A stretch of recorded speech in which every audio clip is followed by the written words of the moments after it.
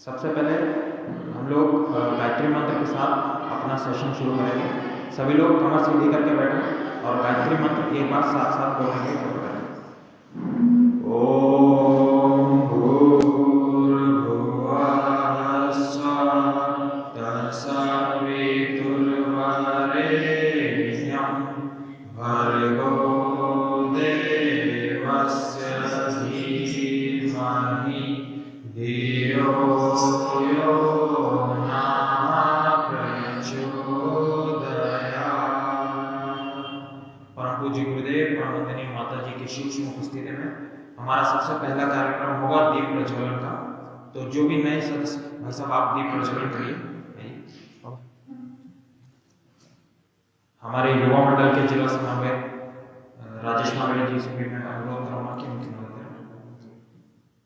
गायत्री मंत्र के साथ सभी लोग गायत्री मंत्र एक बार बोलेंगे तभी दीप प्रज्वलन। ओम भूर्भुवः स्वः तत्सवितुर्वरेण्यं भर्गो देवस्य धीमहि धियो यो नः प्रचोदयात्। ओम गुरुर्ब्रह्मा गुरुर्विष्णु गुरुदेव महेश्वरः गुरु साक्षात् परब्रह्म तस्मै श्री गुरुवे नमः।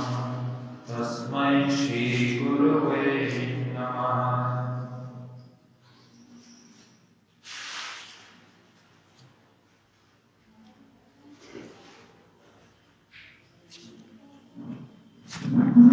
परंतु जो गुरुदेव ने कहा था कि संगीत के माध्यम से ही क्रांति हो सकती है और इसी के लिए हमारा जो भी सेशन या कार्यक्रम शुरू होता है उसमें संगीत बड़ा महत्वपूर्ण है।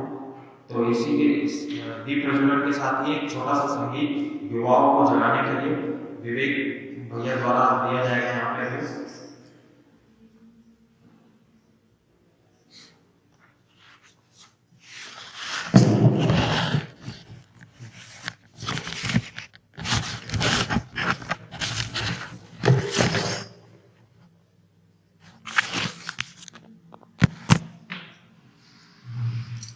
बोली गायत्री माता की जय, परम पूज्य गुरुदेव की जय, परम वंदनीय माता जी की जय। जिया स्वयं के लिए नहीं हो जो औरों के हित मरना सीखा, दुखियारी पीड़ित मानवता देख के जिसका अंतस चीखा, बना वही जग का पैगंबर मंदिर का भगवान बन गया, गुरुद्वारे का ज्ञान ग्रंथ वह गिरजाघर की शान बन गया।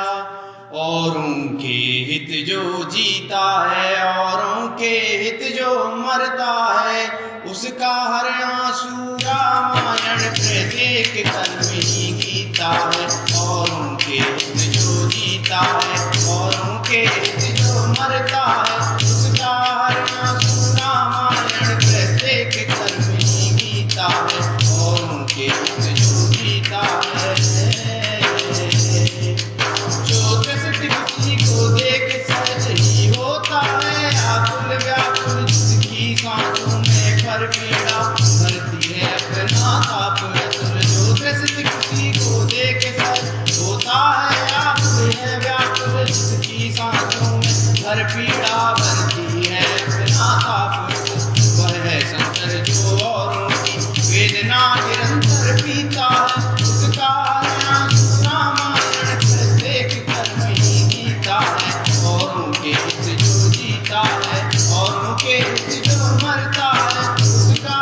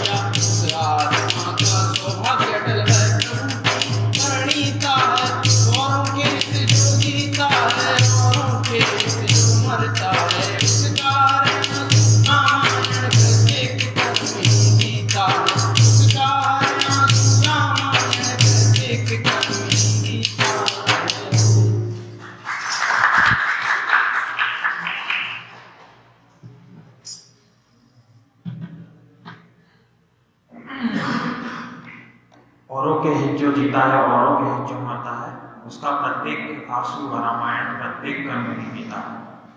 इसी भावना के साथ कुछ लोग पिछली बार इस पर्सनालिटी डेवलपमेंट की क्लास में नहीं थे, तो थोड़ा सा गायत्री परिवार का इंट्रोडक्शन। गायत्री परिवार का इंट्रोडक्शन यही है कि इसका मेन उद्देश्य युग निर्माण योजना है, जिसमें मनुष्य में देवत्व का उदय और धरती पे स्वर्ग का अवतरण।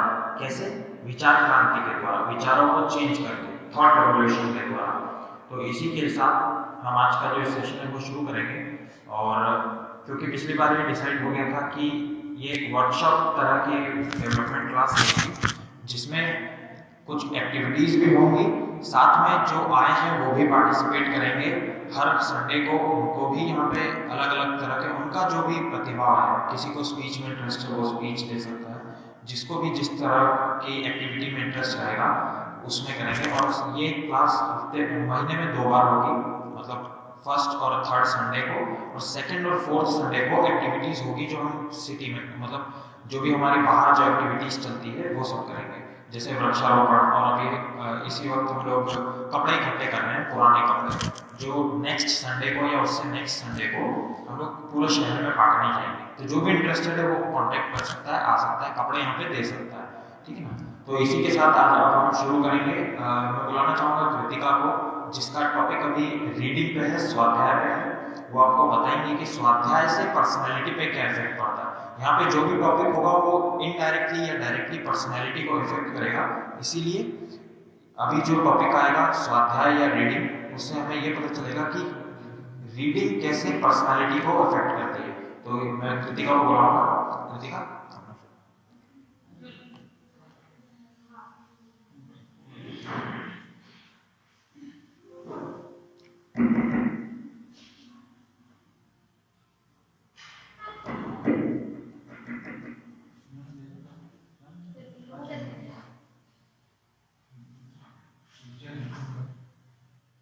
अंकल यहीं सोच रहा।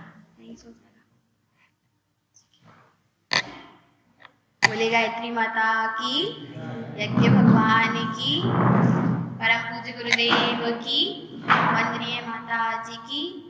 सभी लोग दोनों हाथ गोदी में रखेंगे, कमर सीधी, नेत्र बंद। उगते हुए स्वर्णिम सप्ताह भगवान का ध्यान करते हुए माँ गायत्री का मंत्र, महामंत्र हमारे साथ दोहराएंगे। ओम भूर्भुवः स्वाहा तस्सवितुर्वरेण्यं भर्गो देवस्य धीमहि धियो यो नः प्रचोदयात्। सूक्ष्म रूप में उपस्थित परम पूज्य गुरुदेव, वंदनीय माता जी की सूक्ष्म उपस्थिति में आज हमारे हॉल में प्रांगण में बैठे हुए सभी भाई बहनों को हमारा नमस्कार। आज का जो हमारा टॉपिक है स्वाध्याय यानी रीडिंग। स्वाध्याय एक ऐसा टॉपिक है जिसको सोच के मन में बहुत सारे विचार आ जाते हैं। तो हम आपसे जानना चाहेंगे कि स्वाध्याय जो आप शब्द सुनते हैं उसको सुनने के बाद आपके मन में क्या विचार आते हैं? कोई भी एक जन बताए।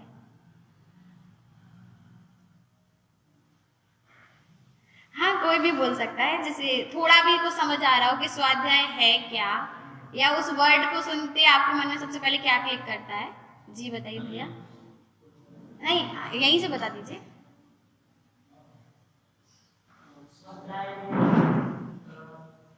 विचार आ रहे हैं, उनकी गहराई बहुत प्रार्थना की आखिर क्यों आया है और इनका हल कहाँ से ढूंढे, मुझे ऐसा मिल रहा है कि इसका पूरा सार आगे नीचे क्या है, सार उसको जान लें। जी जी। तो ये जिज्ञासा होती है, तो शायद उसी को स्वाध्याय पढ़ने की इच्छा और जाकर हो जाती है। जी बिल्कुल। स्वाध्याय जो है उसको हम खुद संधि विच्छेद करेंगे तो आपको समझ में आएगा। स्व यानी हमारा खुद का, स्वयं का, और अध्याय यानी अध्यापन करना, उसको और अच्छे से जानना, यानी खुद को और अच्छे से जानना ही स्वाध्याय है। अब खुद को अच्छे से जानना, जैसे परम पूज्य गुरुदेव ने कहा है कि हमारा ये जो शरीर है ये भगवान का मंदिर है, है ना। तो जैसे ये मंदिर का प्रांगण है, आप देख रहे होंगे इधर इतनी सफाई है। क्या हमारे घर में भी इतनी सफाई रहती है? लेकिन हमारा जो शरीर जो भगवान ने बनाया है, जो उनका मंदिर है, क्या उसमें भी इतनी सफाई है? हमारा मन भी उतना साफ है, हमारे विचार भी उतने साफ हैं। तो उसका जो साफ करने की जो क्रिया है, जो सफाई होती है, वो विचारों के द्वारा होती है। और विचार कहाँ से हमारे अच्छे होते हैं? स्वाध्याय के द्वारा। जब हम अपने आप के अंदर चिंतन करते हैं, मनन करते हैं, गहराई में जाते हैं, तब हमें पता चलता है कि हमारे अंदर क्या बुराइयां हैं और हम उन्हें कैसे दूर कर सकते हैं। तो ये हो गया स्वाध्याय। फिर स्वाध्याय का ये टॉपिक आता है कि हम स्वाध्याय क्यों करें, क्या करें और किस समय करें, है ना। तो पहले के ज़माने में जब गुरुकुल परंपरा होती थी, तो उस समय स्वाध्याय में शिष्य को गुरुजन जब पढ़ाते थे तो उन्हें वेदों का ज्ञान दिया जाता था, क्योंकि उस समय जो समस्याएं थी वो वेदों के द्वारा ही निपट जाया करती थी।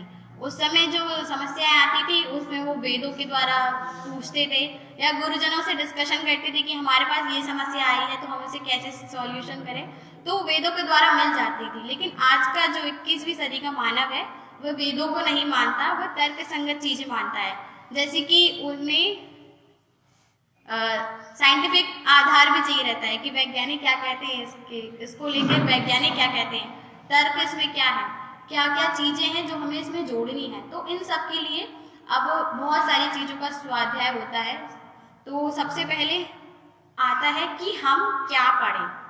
तो हमें वैसी चीजें पढ़नी चाहिए जिससे हमारे अंदर के विचार सही हो सके, हमें कुछ नई चीजें सीखने को मिल सके। अगर बहुत से लोग होते हैं, कोई आत्मकथा पढ़ना पसंद करता है लोगों की, है ना, तो हमें किसी ऐसे लोगों की स्टोरी पढ़नी चाहिए, ऐसे लोगों का पढ़ना चाहिए जिनकी स्टोरी इंस्पायरिंग हो, जिससे हम इंस्पायर हो सके और कुछ नया कर सके।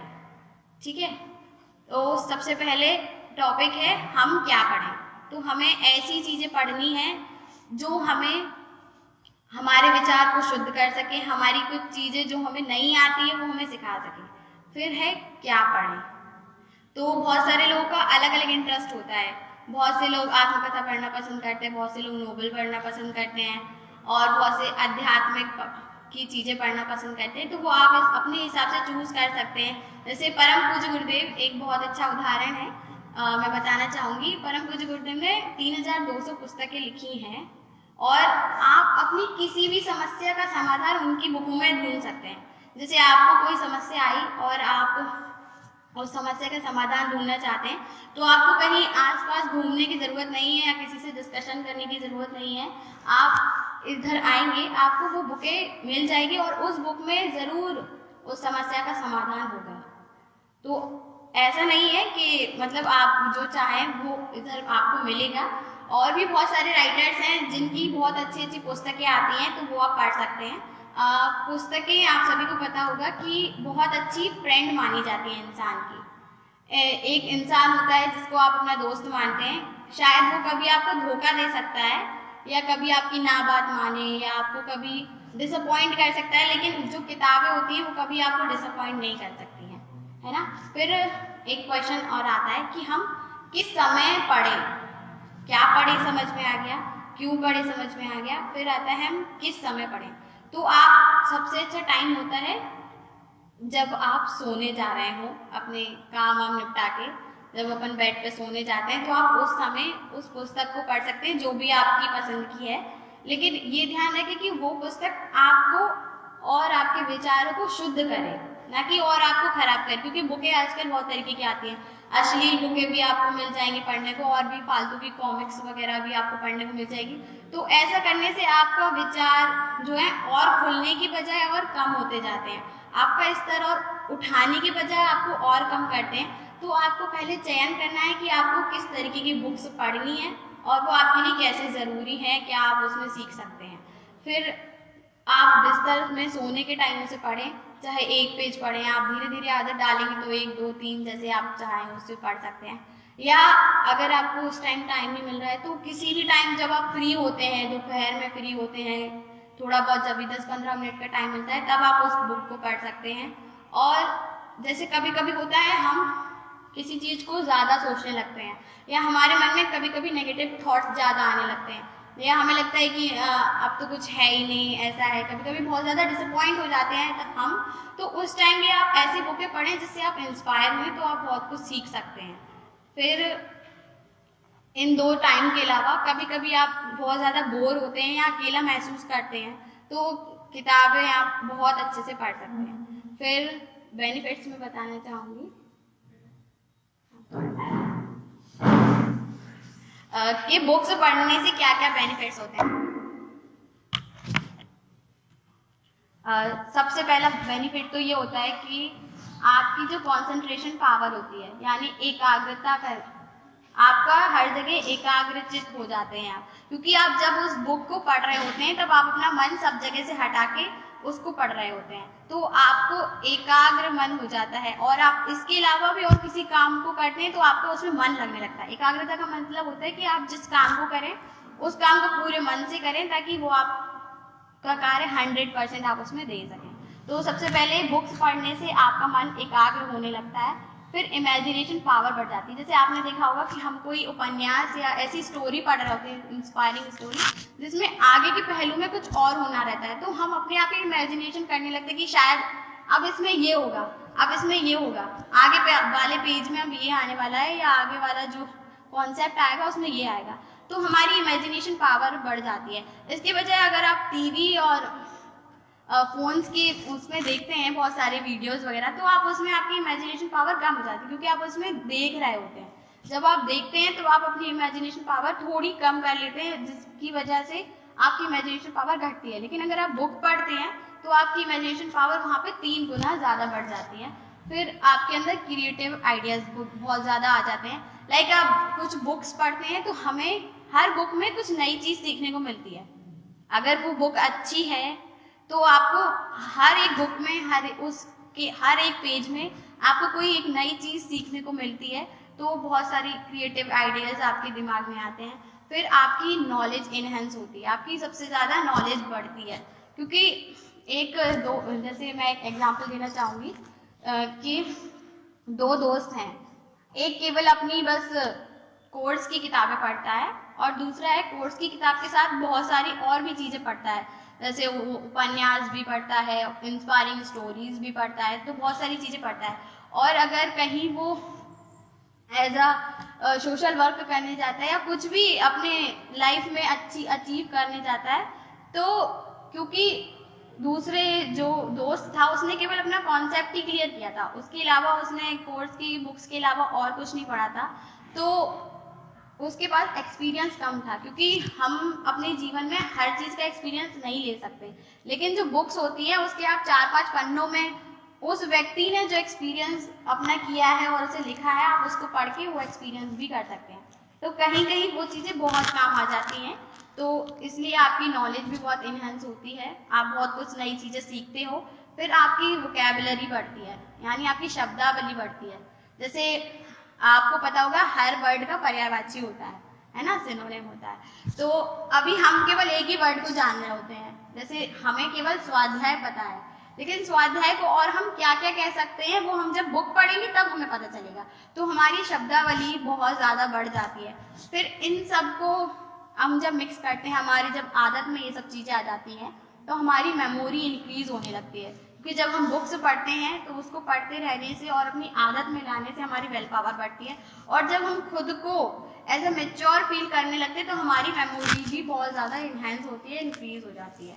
फिर इन सबको जब हम टोटल करते हैं तो हमारा क्या बढ़ता है, जब हमारे अंदर कंसंट्रेशन करने की शक्ति आ गई, हमारे अंदर क्रिएटिव आइडियाज़ आ गए, हमारे अंदर गुड थॉट्स आने लगे, हमारे विचार शुद्ध होने लगे और वोकैबुलरी हमारी बढ़ गई, आसपास से नॉलेज भी हमारी बढ़ गई, तो इन सबको मिला के हमारी कम्युनिकेशन स्किल बढ़ जाती है। फिर हम लोगों से बात अच्छे से कर सकते हैं, हम लोगों को, और अपनी जैसे अभी बहुत सारे लोग होंगे जो बहुत कुछ करते हैं लेकिन वो अपने आप को एक्सप्रेस नहीं कर सकते, क्योंकि उन्होंने या तो उन्हें प्लेटफॉर्म नहीं मिला, अगर उनके पास ये सब चीज़ें हैं, और अगर प्लेटफॉर्म मिला है तो उनके अंदर कुछ ना कुछ कमी रह गई, जिसके कारण वो अपने आप को एक्सप्रेस नहीं कर पाए और लोग उन्हें जान नहीं पाए। जैसे स्वामी विवेकानंद का उदाहरण है कि उनको बहुत सारी चीज़ें एक्सप्रेस करना बहुत अच्छे से आती थी, इसलिए उन्हें दूसरे राज्यों में, दूसरे देशों में बुलाया गया, कि आप आइए हमारे यहाँ उद्घोष करके जाइए। तो यही सब चीज़ें हैं कि हम इन सब चीज़ों को अगर अपनी ज़िंदगी में डालेंगे, अपनी बुक्स पढ़ने की आदत डालेंगे, और ज़रूरी नहीं है कि आप एक ही दिन में पूरी बुक पढ़ डालिए, धीरे धीरे आदत डलती है हर चीज़ की। जैसे आप अगर आज मैं आपको बताऊं कि आप कोई बुक पढ़ना चाहते हैं तो आज शायद आप उसकी आज 5 ही लाइन पढ़ पाएंगे, लेकिन अगर आप रोज़ उसकी हैबिट डालेंगे तो कभी 1 पेज 2 पेज करके आपके रोज़ के 5 पेज भी हो जाएंगे। तो इन सब चीज़ों को लेके आप अपनी बुक्स की हैबिट डालिए। बहुत सारी बुक्स है जो मैं आपको बताना चाहती हूँ कि अगर आप बुक्स पढ़ने की स्टार्टिंग करना चाहते हैं या अभी तक आप नहीं पढ़ते थे या अगर पढ़ते थे बीच में गैप कर दिया है, तो कौन कौन सी बुक हैं जो आप स्टार्ट कर सकते हैं पढ़ना। सबसे पहले तो है हमारी मंथली अखंड ज्योति, जो परम पूज्य गुरुदेव द्वारा लिखी जा रही है, और इसमें हर महीने के इतने अच्छे अच्छे थॉट्स आते हैं। अगर बहुत से लोग नहीं पढ़ पा रहे, बुक्स नहीं खरीद पा रहे, तो अखंड ज्योति आपको हर जगह मिल जाएगी, हम लोग भी आपको दे देंगे यहाँ से अगर आप लोग इच्छुक है पढ़ने के। तो अखंड ज्योति में इतना सार छोटे शब्दों में, मतलब जैसे गागर में सागर वाला काम शांति कुंज द्वारा किया जाता है, तो अखंड ज्योति पढ़ के आप बहुत सारी अच्छी अच्छी चीज़ें सीख सकते हैं। फिर अगर थोड़ा और अच्छा पढ़ना चाहते हैं या आप चाहते हैं कि इंस्पायरिंग स्टोरी पढ़ें, तो आप स्वामी विवेकानंद जी की भी पुस्तक परम पूज्य गुरुदेव ने लिखी है उनके ऊपर, और वहाँ प्रभु चैतन्य जी की भी लिखी है, तो आप उनकी आत्मकथा पढ़ सकते हैं। और अगर आप चाहते हैं कि आप थोड़ा आर्ट ऑफ लिविंग टाइप को सीखना चाहते हैं, तो जीवन साधना भी परम पूज्य गुरुदेव ने एक पुस्तक लिखी है, आप उसे पढ़ सकते हैं। और अगर आप लोग जल्दी सफलता पाना चाहते हैं, आपका जो भी गोल है, तो आपको उसके लिए सफलता के 7 सूत्र एक पुस्तक है जो परम पूज्य गुरुदेव ने लिखी है, वो भी आप पढ़ सकते हैं। फिर परिवर्तन की महान क्षण, जो लोग बुक्स पढ़ सकते हैं अच्छे से और उनकी समझ में भी आती है, तो परिवर्तन की महान क्षण भी पढ़ सकते हैं। चेतना के शिखर ये भी पढ़ सकते हैं। और जो अपने करियर में आगे बढ़ना चाहते हैं उनकी सबसे अच्छी बुक है आगे बढ़ने की तैयारी, आप उनको भी पढ़ सकते हैं। तो ये परम पूज्य गुरुदेव द्वारा लिखी गई कुछ पुस्तकें हैं। और आप लोगों जैसे अभी आप खरीदना नहीं चाहते बुक्स और ई बुक्स पढ़ना चाहते हैं, तो उसके लिए भी AWGP लिटरेचर करके शांति कुंज का एक ऐप है, आप उसके थ्रू सारी बुक्स एज अ डाउनलोड कर सकते हैं फ्री में, या ऑनलाइन भी आप पढ़ सकते हैं। तो AWGP एक ऐप है, आप उसको डाउनलोड कर सकते हैं। और फिर भी और भी बहुत सारी बुक्स के डाउनलोड के ऐप हैं, www.pdfdrive.com, इसके थ्रू भी आप डाउनलोड करके बहुत सारी बुक्स फ्री में पढ़ सकते हैं। एक और है www.manybooksnet.com, इसके थ्रू भी आप बहुत सारी चीज़ें पढ़ सकते हैं ऑनलाइन। ठीक है, तो स्वाध्याय का टॉपिक तो यहीं तक है, लेकिन स्वाध्याय को मैं और अच्छे से बताऊं तो स्वाध्याय का जो मीनिंग है वो जब तक खत्म नहीं होता, जब तक आप बुक्स पढ़ना स्टार्ट नहीं करते। स्वाध्याय को आज तक कोई भी अच्छे से परिभाषित नहीं किया गया, क्योंकि वो जो टॉपिक है वो एक टॉपिक नहीं, वो खुद में एक बहुत बड़ा अध्यात्म है। महात्मा गांधी से किसी ने पूछा कि आपका आदर्श कौन है, तो उन्होंने बोला कि मेरा आदर्श बाइबल और श्री कृष्ण है। तो उनसे पूछा गया कि बाइबल तो किस ज़माने में लिखी गई थी और श्री कृष्ण तो किस ज़माने में होकर ख़त्म हो गए, तो आप उनको अपना आइडल क्यों मानते हैं? तो उन्होंने बोला कि जिस प्रकार श्री कृष्ण महापुरुष होके अपने जीवन जी के मृत्यु को प्राप्त हो गए, लेकिन जो उनकी विचार हैं वो उनकी पुस्तकों के रूप में अभी भी इस दुनिया में जिंदा है। और इसी रूप में उन्होंने बाइबल के लिए भी कहा था कि ईसा मसीह तो कब के चले गए, लेकिन जो उनके विचार हैं वो बाइबल के रूप में अभी भी इस दुनिया में है। तो हमें ये सब सोच के चलना चाहिए। और अगर अभी भी किसी ने बुक्स पढ़ना स्टार्ट नहीं किया है, तो आज से ही आप स्टार्ट करें, अखंड ज्योति से आप शुरुआत करें। आप उसका 1 पेज पढ़ेंगे, आपको खुद मन लग जाएगा कि और हम किस तरीके से पढ़ सकते हैं, ऐसे और कितने अच्छे से कर सकते हैं। और हमारे शास्त्रों में तो यहाँ तक लिखा गया है कि भजन बिना भोजन नहीं और स्वाध्याय बिना शयन नहीं। यानी जिस दिन आप भजन नहीं करते हैं तो आपको भोजन करने का कोई अधिकार नहीं है।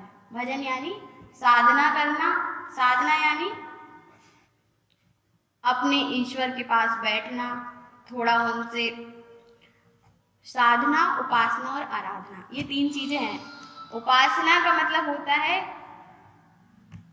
जिस इष्ट को आप मानते हैं उसके पास बैठना। जैसे आप धूप में बैठेंगे तो आपको क्या लगेगी, गर्मी लगेगी, और आप बर्फ के पास बैठेंगे तो आपको ठंड भी लगेगी। तो जिसके पास आप बैठें आपके अंदर वैसे ही गुण आ जाए। जैसे आप जिस इष्ट को मानते हैं आपके अंदर वैसे ही गुण आने भी चाहिए। जैसे आप गणेश जी को मानते हैं तो गणेश जी जैसे गुण आने चाहिए। गणेश जी के कान इतने बड़े बड़े हैं, है ना, और उनके कान इसलिए बड़े हैं कि वो सबकी सारी चीजें सुन लेते हैं और अपने पेट में रख लेते हैं। उनकी बात यहाँ की वहाँ नहीं होती। तो हमें भी ये आदत डालनी चाहिए कि हमारी चुगली ना हो, हम किसी की चुगली ना करें, है ना। जिस प्रकार आप गायत्री माता को मानते हैं तो गायत्री माता हंस पे सवारी करती हैं, और हंस का क्या काम है, दूध और दही, दूध और जल को अलग अलग कर देता है। तो हमारे अंदर भी ये गुण होना चाहिए और हमें पता होना चाहिए कि सच क्या है, गलत क्या है, और हमें किस तरफ किस मार्गदर्शन में जाना है। तो आप जिस भी इष्ट को मानते हैं, धारण करते हैं, वो ठीक है, लेकिन आप ये ध्यान रखें जिसको भी मानते हैं उसके गुण कुछ ना कुछ आपके अंदर आने चाहिए। फिर होता है साधना। साधना होती है 24 घंटे की, हम क्या कर रहे हैं, हम क्या बोल रहे हैं, हम क्या सोच रहे हैं। क्योंकि परम पूज्य गुरुदेव ने लिखा है कि जो जैसा सोचता है और करता है वह वैसा ही बन जाता है।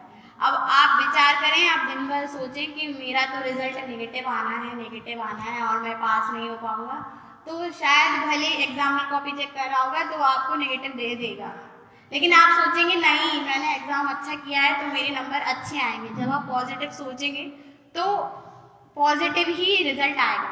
इसलिए हमेशा ध्यान रखें, आप कभी भी सोचते हैं ना कि हमारे मन में खराब विचार आ रहे हैं, तो हाल के हाल कुछ नया सीखें या किसी इंस्पायरिंग स्टोरी पढ़ना स्टार्ट कर दें या कुछ ऐसा पढ़ना स्टार्ट कर दें जिससे हमारे जो विचार हैं, उटपटांग जो विचार आ रहे हैं वो आना बंद हो जाए। क्योंकि आप जो सोचेंगे फिर वही आप करेंगे और आप वैसे ही बन जाएंगे। तो ये बहुत ज़रूरी है। बहुत से लोग कहते हैं विचार है वो तो आते रहते हैं, आपका मन है कहीं भी चला जाता है, लेकिन मन को साधना है, मन को साधना है कि आपका मन कहीं भी ना जाए। इसी के साथ मैं अपनी वाणी को विराम दूंगी। एक कोट है जो मैं बोलना चाहूँगी कि कभी भी 2 लोगों का कंपैरिजन मत करें। जिसकी घर की टीवी ज़्यादा बड़ी है उसकी बुक शेल्फ से, क्योंकि वो बस टीवी देखने वाला है, उसको नॉलेज कुछ नहीं है। लेकिन जिसकी टीवी छोटी है लेकिन उसका बुक शेल्फ बड़ा है, तो आप उस पर ट्रस्ट कर सकते हैं। Okay, thank you.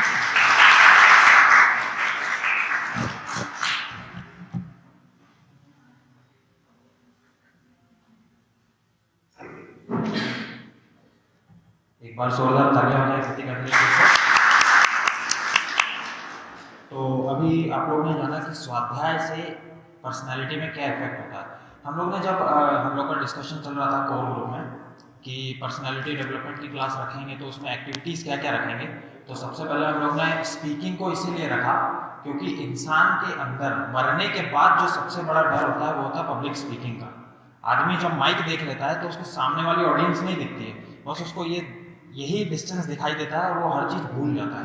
इसीलिए पर्सनैलिटी को सबसे अच्छा मतलब बनाने के लिए सबसे पहले उसके जो भी इंसान का डर है, बड़े से बड़ा डर, उस पर अटैक करना है। इसीलिए हम लोगों ने सोचा कि प्रत्येक व्यक्ति को यहाँ बुलाकर एक एक टॉपिक देकर या वो टॉपिक खुद चूज करके अपना जब भी अपना जो भी उसके विचार है वो व्यक्त करेगा तो धीरे धीरे वो डर निकलने लगेगा। और ये पब्लिक स्पीकिंग का डर जो है वो हमेशा आपके जीवन में बना रहेगा अगर आप इसको भगाएंगे नहीं। और ये आपके इंटरव्यू से लेके जॉब, करियर, बिजनेस और पर्सनल लाइफ में भी ये इफेक्ट करता है। पर्सनल लाइफ में कैसे करता है, आप ठीक से रिलेशनशिप नहीं बना पाते हैं क्योंकि इफेक्टिव स्पीकिंग से ही रिलेशंस बनते हैं, है ना। तो इसीलिए हम लोगों ने सबसे पहले यही सोचा था कि सबसे पहले पब्लिक स्पीकिंग को ही हम रखेंगे। तो रीडिंग पे आपने जान लिया। किसी का कोई क्वेश्चन है तो कोई पूछ सकता है या कोई बुक के बारे में जानना चाहे तो पूछ सकता है, कोई भी, ठीक है, कोई क्वेश्चन नहीं। और जैसा कृतिका ने बताया अखंड ज्योति का जो मेन उद्देश्य है वो है साइंटिफिक स्पिरिचुअलिज्म, मतलब बिहेवियरल स्पिरिचुअलिज्म। तो वो एक बहुत ही नया एस्पेक्ट है रिलीजन को लेके। जो आज तक किसी ने भी टच नहीं किया है। तो जिसने वो नहीं पढ़ी है वो पढ़ सकता है। हम यहाँ पे उसको मतलब ऐसा नहीं है कि पढ़ने के लिए कोई आया है तो हम लोग इससे पैसे मांगे, हम लोग उसको फ्री में भी देते हैं। वो लोग हम लोग फ्री में भी अखंड ज्योति बांटने भी गए थे। अभी आदिया तालाब के जितने भी आसपास के क्षेत्र थे वहाँ हम बांटने गए थे, और एक फॉलोअप करने हम लोग 1 हफ्ते बाद फिर गए थे।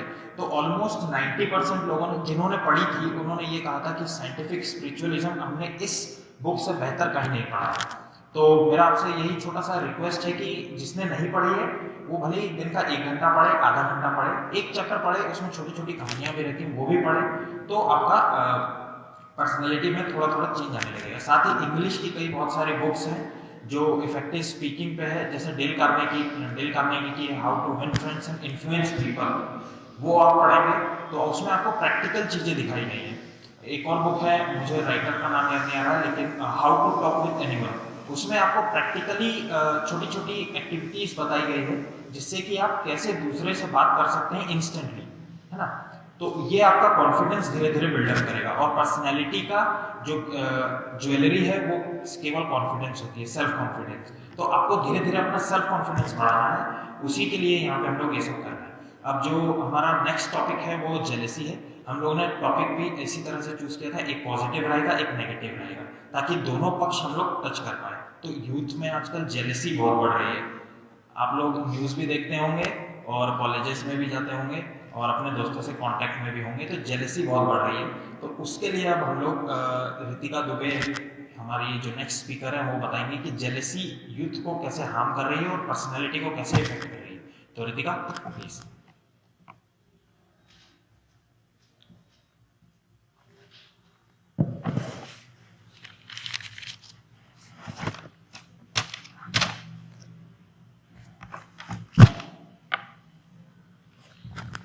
हेलो, सुप्रभात।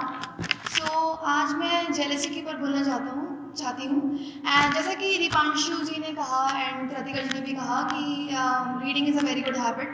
और मतलब अखंड ज्योति, मतलब मैं अखंड ज्योति की बहुत बड़ी फ़ैन हूँ। मैं इसको तब से पढ़ रही हूँ जब मैं 11th क्लास में थी और मुझे ये बहुत पसंद है। इनफैक्ट मैंने ये अनुभव किया है कि मतलब जब मैं इसको पढ़ती हूँ तो मैं जो पेज खोलती हूँ तो मुझे अपनी जो प्रॉब्लम है उसका सॉल्यूशन मिल जाता है। चलिए अब थोड़ा जेलेसी के बारे में बात कर लेते हैं। तो जेलेसी, तो कोई मुझे बता सकता है जेलेसी होती क्या है? ईर्ष्या, इसको हिंदी में ईर्ष्या कहते हैं और इंग्लिश में जेलेसी कहते हैं। तो जेलेसी क्या है, कोई बता सकता है? जी, चिढ़ना यानी मतलब हमें ये लग रहा है कि वो इंसान हमसे बेहतर है तो मुझसे जल रहे हैं, यानी यही इसको कहते हैं हम जेलेसी। आजकल हम देख रहे हैं युवाओं में जेलेसी बहुत हो रही है। मतलब लड़कियां तो एक दूसरे पर भिड़ी पड़ी हैं, बिल्कुल मतलब जेलेसी। तो ईर्ष्या एक घातक जहर है, यह एक नकारात्मक भावना है, नकारात्मक बिल्कुल नेगेटिव। यह एक नकारात्मक भावना है, यह अंगीठी में लग रही उस आग की तरह है जो ईर्ष्यालु व्यक्ति के मन में सदैव जलती रहती है। मन में मतलब हम बैठे होंगे यहाँ लेकिन हमें मन में ईर्ष्या जल रही होगी। जैसे कोई लड़की मुझसे ज़्यादा अच्छे से बोल रही है, मेरे मन में ईर्ष्या आ रही है, अरे वो कैसे बोल रही है, इसी को कहते हैं ईर्ष्या। तो ईर्ष्या एक वही आग की तरह है, अंगीठी में जल रही आग जो हमेशा जलती रहती है। यह एक ऐसी भावना है जो हमें बताती है कि हम दूसरे से कम हैं, यानी हमने पहले ही हार मान ली, हमने तो पहले ही मान लिया ना कि वो हम उससे कम हैं। अच्छा, ईर्ष्या इसको अगर एक पॉजिटिव एंगल भी दिया जा सकता है। मैं बहुत आसान से शब्दों में आपको समझाऊंगी, ज़्यादा टिपिकल टाइप समझाने में मैं बिलीव नहीं रखती हूँ। तो मैं आपको समझाऊंगी, जैसे ईर्ष्या, हम जैसे मान लेते हैं हमारी क्लासमेट है कोई और वो टॉप कर रहा है और हम लोगों ने सोच लिया कि मैं इसको हरा के दिखाऊंगी या दिखाऊंगा जो भी हो, मैंने सोचा। तो ये हो गया एक नेगेटिव पर्सपेक्टिव, यानी नेगेटिव दृष्टिकोण दे दिया मैंने उसको। और मैंने एक ये सोचने का तरीका है, मैंने सोचा कि मैं इससे जीत के दिखाऊंगी। ये हो गया एक पॉजिटिव, यानी हमारे सिर्फ वर्ड से हमारा मतलब बात वही है लेकिन हमने अपना एक नज़रिया बदला, एक पॉजिटिव एंगल बदला, उससे वो चीज़ बदल गई। यानी अगर वो कर सकता है तो मैं भी कर सकती हूँ। तो ये ईर्ष्या नहीं हुई, ईर्ष्या वो हुई जिसमें हमने उसे नीचा दिखाना चाहा। ठीक है, तो जैसे हम देख रहे हैं कि ईर्ष्या तो काफ़ी ज़्यादा बढ़ रही है, तो ये एक बहुत ज़्यादा नेगेटिव फीलिंग है।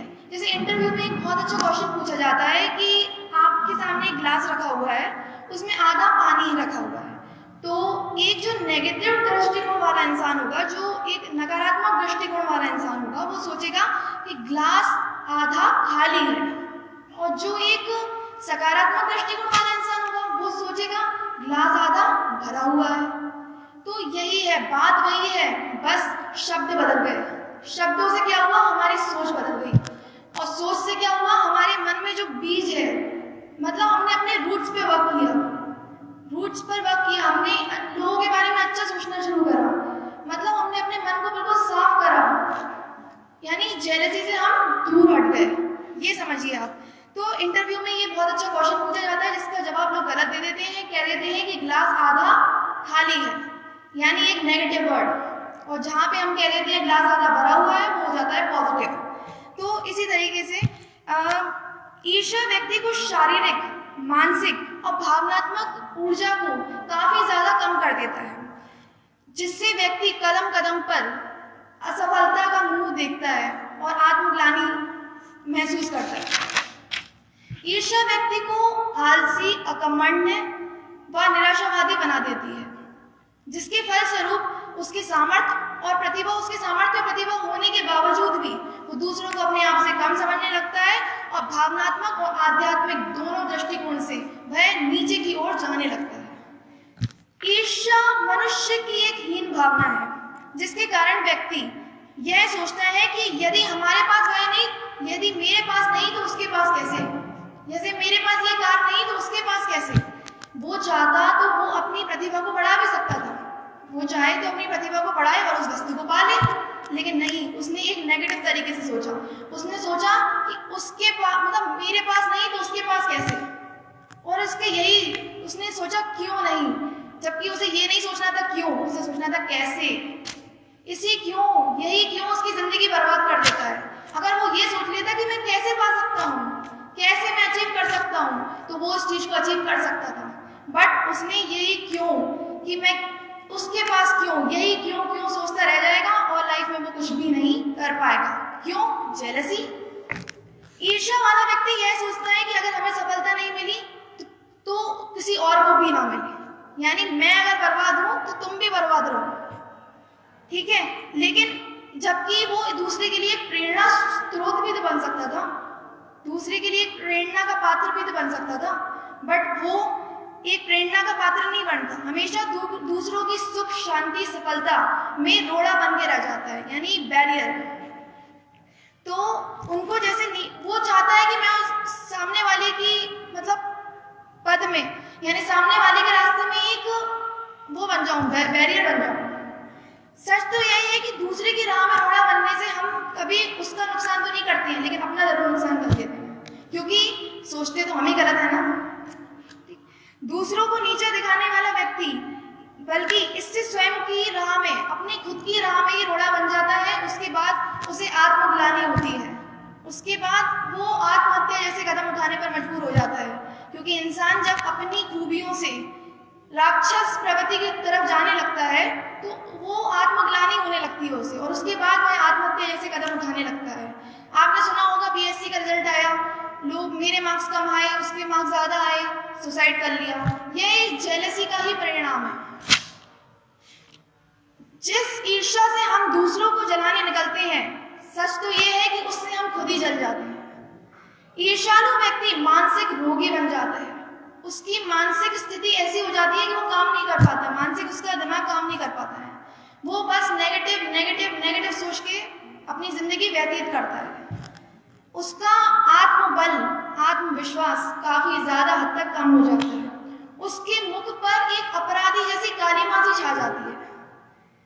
परम पूज्य गुरुदेव श्री राम शर्मा जी आचार्य जी ने कहा है कि ईर्ष्या व्यक्ति को उसी तरह खा जाता है जैसे कपड़े को कीड़ा। ईर्ष्या के घातक परिणाम जानने के लिए एक मैं आपको बहुत ही अच्छी स्टोरी सुनाती हूँ। एक बार क्या हुआ, एक महात्मा थे, उन महात्मा ने अपने शिष्यों से कहा, उन्होंने अपने शिष्यों से कहा कि आप आलू लीजिए, आप कल आना और आलू लेके आना। तो सब शिष्य जो थे वो आलू लेके आए। अब जब वो आलू लेके आए तो उन्होंने कहा कि आलू में आप उन व्यक्तियों के नाम लिखिए जिन जिन व्यक्तियों से आप नफरत करते हैं या जेलस हैं आप इनसे। उनने आलुओं पे अपने उन व्यक्तियों के नाम लिखे जिनसे वो जेलस थे। अच्छा, उनने कहा जो इंसान जितने लोगों से जेलस है, जितने लोगों से ईर्ष्या करता है, वो उतने आलू लेके आए। सब लोग अपने अपने आलू लेके आए।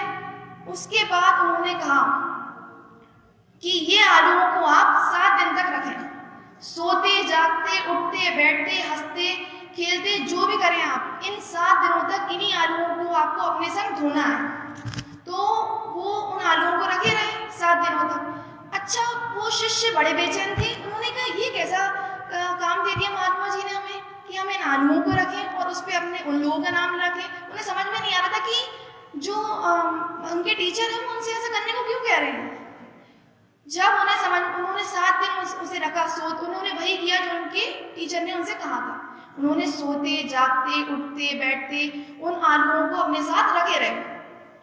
जब रखे रहे तो उन्होंने देखा उसमें से बदबू आने लगी। कुछ टाइम बाद तो बदबू आने लगी, वो काफी परेशान हो गए। अब जब वो 7 दिन बाद पहुंचे अपने टीचर के पास, टीचर ने कहा कि अब तुम ये थैलियां मेरे पास रख दो। जैसे उन्होंने थैलियां रखी, उन्हें बड़ा चैन महसूस हुआ, मतलब राहत मिल गई बिल्कुल। उन्हें जैसे राहत मिल गई, उन्होंने कहा अपना एक्सपीरियंस बताओ बेटा कि क्या एक्सपीरियंस रहा तुम लोगों का। उन लोगों ने कहा कि गुरुदेव मैं तो परेशान हो चुका हूँ और जिसके पास जितने आलू थे वो उतना ही ज्यादा परेशान नजर आया। जिसके पास कम थे, यानी जितने कम लोगों से हम जेलस हैं उतनी हम ज्यादा सुखी हैं। वैसे तो जेलसी रखना ही नहीं चाहिए, और जितने ज्यादा लोगों से हम जेलस हैं उतने ही ज्यादा हम दुखी हैं। तो ये पता चला, तो गुरुदेव ने कहा कि तुम लोग सोचो कि जब इन आलुओं से बदबू आने लगी तो सोचो तुम्हारे मन में भी तो बदबू भरती होगी, तुम्हारे मन में भी तो नकारात्मक ख्याल आते होंगे। तो उन शिष्यों को समझ में आ गया कि जब मैं इन आलुओं को नहीं रख पाया तो मैं जेलसी अपने मन में पता नहीं क्या क्या रखता हूँ, मैं कितने लोगों से जेलस हूँ। उनको समझ में आया, उन्होंने एक भी इंसान से जेलस उस दिन होना बंद कर दिया। तो इस कथा के माध्यम से हम समझ सकते हैं कि जेलसी एक ऐसा बीज है जो आपको आगे बढ़ने से रोक रहा है। जैसे मैंने आपको बहुत ही ज्यादा क्लियर बताया कि एक सकारात्मक दृष्टिकोण भी रख सकते हैं आप उस इंसान के लिए जिससे आप जेलस हैं। ठीक है, तो अब प्रश्न ये उठता है कि ठीक है जेलसी नकारात्मक भावना है, ठीक है, लेकिन इससे बचे कैसे? इससे बचे ऐसे कि आप ये समझिए कि आप इस संसार के सबसे महत्वपूर्ण इंसान, you are one of the most important person of the world. परम पूज्य गुरुदेव ने कहा है कि इस संसार के सबसे महत्वपूर्ण इंसान आप अपने आप को समझिए। ये भरोसे के बल पर आप दुनिया की बड़ी से बड़ी कामयाबी को जीत लेंगे। इनफैक्ट दूसरा आप क्या कर सकते हैं, दूसरे की कमियां दूसरे इंसान की लाइफ में झांकने से अच्छा आप अपने अंदर झांकें। आप अपनी कमियों पे वर्क करें, अपनी खामियों पे वर्क करें। आप ये देखें कि मेरे अंदर ये कमियां हैं, मुझे आगे बढ़ने से क्या क्या रोक रहा है। जब आपको ये पता चल जाएगा कि आपको आगे बढ़ने से कौन कौन सी चीजें रोक रही हैं, तो आप अपने आप ही उन खामियों पे वर्क करना शुरू करें। अपने आप से कंपटीशन करें, आज मैं यहाँ हूँ, कल मैं यहाँ आऊँगा, फिर मैं यहाँ आऊँगा। One day it will come when I will go to the pinnacle of the success. So you should remember this. Please step by step. Success is the result of step by step. Okay. So ईर्ष्या से बचने के लिए आपको अपने ऊपर पूरा विश्वास रखना जरूरी है कि आप ही इस दुनिया के सबसे महत्वपूर्ण इंसान हैं। दूसरा, आप अपनी कमियों पे वर्क करिए। इसके साथ आप ईश्वर की शरणागत लेकर नित्य ईश्वर की आराधना करें। करुणा, प्रेम, न्याय, सत्य, क्षमा आदि ईश्वरीय गुणों से अपने आप को जैसे गहने पहनती हैं महिलाएं, उस तरीके से आप अपने आप को इन्हीं अलंकारों से सजाएं। और ऐसे पॉजिटिव वर्ड से आप अपने आप को सजाएंगे तो आप देखेंगे आपके साथ पॉजिटिव होने लगेगा। एक बहुत अच्छी किताब है, मैंने पढ़ी है, द सीक्रेट में बताया गया है कि आप जैसा सोचते हैं, जिन चीज़ों को आप अट्रैक्ट करते हैं वही आपके सामने आती हैं। यानी जिसके बारे में आप सोचते हैं वो आपके साथ होने लगता है। ऐसे ही अगर आप अच्छा सोचेंगे, अच्छी चीज़ों के बारे में सोचेंगे, खुद को भगवान के सामने नतमस्तक करेंगे, तो आपके मन में भी अच्छे विचार आने लगेंगे। आप दूसरे से जेलस नहीं होंगे, फिर आप दूसरों के बारे में कल्याण करोगे। इनफैक्ट अगर आपको भी कुछ आता है, कहा जाता है कि ज्ञान बांटने से और बढ़ता है। अगर आपको कुछ आता है तो आप उसको बांटेंगे तो वो आपका समझ लीजिए आपका रिवीजन हो जाएगा उसमें, और आपका रिवीजन हो जाएगा तो ये आपके लिए बेहतर रहेगा। यानी हम स्टेप बाय स्टेप अपने आप को बेहतर बनाते चले जाएं। जेलस होने से कोई फ़ायदा नहीं है मेरे दोस्तों, जेलस होने के लिए दुनिया छोटी है। और सामाजिक कल्याण करें आप लोग। जेलस तो वो होते हैं जो अपने आप को कम समझते हैं। और देखिए, मैं अपनी पर्सनल लाइफ बताऊँ, मैं किसी से भी जेलस फील नहीं करती हूँ। हाँ, ये वक्त था जब मैं किशोर अवस्था में थी तो मैं भी जेलस होती थी अपनी क्लासमेट से। मैं सोचती थी कि ये मुझसे ज़्यादा अच्छा पढ़ाई में, अरे ये मुझसे ज़्यादा अच्छी है। लेकिन फिर मैंने अखंड ज्योति के माध्यम से अपनी सोच को थोड़ा सा एक अलग ही मोल्ड दिया। मैंने उसको टर्न किया अपनी सोच को, और उसके बाद मुझे जेलस होना मतलब काफ़ी हद तक मुझे बंद हो चुका है। तो इस तरीके से आप जेलसी को बंद कर सकते हैं। आप अपनी कमियों पे वर्क करें और आप अपने आपको सबसे इम्पोर्टेंट समझें। जब आप अपने आप को सबसे इम्पोर्टेंट समझेंगे तो आप आपको ये नहीं लगेगा कि ये इंसान ज़्यादा है या मैं ज़्यादा हूँ। आप ये सोचेंगे कि मुझे किस तरीके से वर्क करना है और किस तरीके से मुझे सक्सेस की तरफ जाना है। बस इसी के साथ मैं अपनी वाणी को विराम देना चाहती हूँ। Thank you.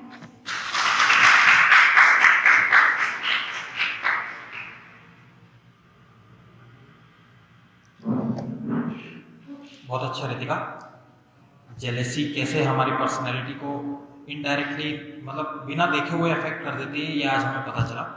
और तो जो भी यहाँ पे गायत्री परिवार से रिलेटेड है उनको पता है कि गुरु दीक्षा के समय जब गुरु जी दीक्षा देते हैं, परम पूज्य गुरुदेव परम वंदनीय माता जी को जब हम लोग गुरु बनाते हैं और गायत्री मंत्र की दीक्षा लेते हैं, तो गुरु दीक्षा में गायत्री परिवार में एक बहुत अच्छी प्रथा है कि उसमें मांगा जाता है आप एक अपनी बुराई गुरु जी को दे दीजिए और एक अच्छाई ग्रहण कीजिए। तो उसी को बेस करके आज हमने एक बुराई क्या छोड़ना का प्रयत्न किया, जेलेसी, और एक अच्छाई क्या हम लेके यहाँ से जाएं, वो है स्वाध्याय, रीडिंग। यूथ में स्वाध्याय और रीडिंग आजकल बहुत कम हो गई है। मैं अपनी खुद की पर्सनल लाइफ, और क्योंकि हम लोग सब अभी यूथ एज में हैं, 30-35 तक के यहाँ पे मैक्सिमम लोग हैं, तो उनको पता है कि मैक्सिमम टाइम हमारा आजकल फ़ोन में और इसी में निकल रहा है ना। तो फ़ोन में भी हम अच्छी चीज़ें पढ़ सकते हैं, ऐसा नहीं है कि केवल बुक से ही पढ़ना है। और फ़ोन सबसे ज़्यादा फेसबुक, इंस्टाग्राम से ही आपके अंदर जेलेसी, जो सोशल मीडिया के कारण जो जेलेसी होती है वो सबसे खतरनाक है। क्यों? क्योंकि आप देखते हैं कि वो बहुत आगे निकल रहा है। पर्सनल लाइफ में या प्रोफेशनल लाइफ में वो कैसा है, किस तरफ जा रहा है, ये हमें नहीं पता होता, लेकिन सिर्फ एक फ़ोटो के माध्यम से हम ये सोच लेते हैं कि यार वो हमसे ज़्यादा अच्छा है और हम लोग अभी इसी पे। इंफीरियोरिटी कॉम्प्लेक्स जो आता है वो सोशल मीडिया के कारण। तो दो चीज़ें हमें यहाँ से आज अगर लेके जाना हो तो एक बुराई को हम ये छोड़ें कि जेलेसी को थोड़ा थोड़ा अपने लेवल पे जितना कम कर सकते हैं उतना कम करें, और स्वाध्याय मतलब रीडिंग को अपने जीवन में हैबिट बनाएं। हैबिट बनाने से आपकी पर्सनैलिटी जो होगी वो धीरे धीरे चेंज होगी, क्योंकि हैबिट ही आपकी जो सबकॉन्शियस माइंड है उसको अफेक्ट करेगा। इसीलिए रीडिंग को आप अपना हैबिट बनाने की कोशिश कीजिए, ठीक है। और इसी के साथ अगर जो नेक्स्ट हमारा जो संडे का जो प्लान है वो ये है कि हम लोग हो सकता है कि कपड़े जो वितरण करने जाएं, अभी क्योंकि ठंड का मौसम आ गया है तो जितने भी कपड़े भी इकट्ठे हुए हैं वो वितरण करने जाएं। और अगर पर्याप्त क्वांटिटी में नहीं आते हैं कपड़े तो नेक्स्ट संडे को हम यहीं पे एक एक्टिविटी रखेंगे। वो एक्टिविटी ग्रुप पार्टिसिपेशन होगी, कोई इंडिविजुअल नहीं होगी। इंडिविजुअल स्पीच जो होगी वो उसके नेक्स्ट संडे को होगी, क्योंकि ऐसा हम लोग को पता चला है कि फर्स्ट संडे, हर मंथ के फर्स्ट संडे को एक स्पेशल स्पीकर यहाँ पे आएंगे जो युवाओं को स्पेशल, देशबंधु तिवारी जी हैं, माननीय देशबंधु तिवारी जी, वो आके यहाँ पे आपको यूथ में स्पिरिचुअलिज्म या उनको कैसे पर्सनैलिटी को डेवलप करना है वो आपको बताएंगे हर मंथ के फर्स्ट संडे को। तो हो सकता है कि नेक्स्ट संडे हम लोग कपड़े वितरण करने जाएं। जिसको भी इंटरेस्ट है वो कांटेक्ट कर सकता है आना चाहे तो, या फिर यहाँ पे ग्रुप एक्टिविटी होगी 15, 20 से 25 मिनट की। तो एक मेरा ये निवेदन सभी से है कि अपने साथ अपने इंटरेस्टेड दोस्तों को जरूर लेके आएं, क्योंकि यूथ के ये प्रोग्राम यूथ के लिए है, यूथ के द्वारा है। तो यूथ जब तक नहीं आएगा हम लोग उस लेवल पे इसको ले जा नहीं पाएंगे। हमारा मेन उद्देश्य ये है कि एक शांति कुंज के बहुत अच्छे स्पीकर है जो कॉटेज इंडस्ट्रीज और कॉटेज बिजनेसेस में उनके एक्सपर्टीज है और वो युवाओं को स्वावलंबन करना सिखाएंगे। तो वो पर्याप्त क्वांटिटी जब युवाओं की हो जाएगी, मतलब टैलेंटेड युवाओं की, तभी हम उनको यहाँ पे बुलाएंगे या फिर जूम के द्वारा उनसे मीटिंग कराएंगे। इसीलिए आपसे ये मेरा निवेदन है कि यहाँ से आज जो भी आपने सीखा वो अपने दोस्तों को जरूर बताइए। हम यहाँ पे अभी आगे बढ़ने की तैयारी, बुक आप लोग को अभी इस वक्त युवा मंडल की तरह यूथ सेल के द्वारा फ्री में दे रहे हैं, आप उसको पढ़िए, अच्छी लगे तो एक बार हमसे कांटेक्ट कीजिए। क्यों, ये आपकी पर्सनालिटी के लिए, इसमें हमारा गायत्री परिवार को कोई निजी स्वार्थ नहीं है, युवाओं के लिए है, युवाओं के द्वारा है। तो इसी के साथ परम पूज्य गुरुदेव परम वंदनीय माता जी की सूक्ष्म उपस्थिति में जिला समन्वयक माननीय राजेश मालवीय जी को 2 मिनट के लिए वोट ऑफ थैंक्स देने के लिए हम बुलाना चाहेंगे और उसके बाद शांति पाठ करके इस कार्यक्रम का समापन करेंगे।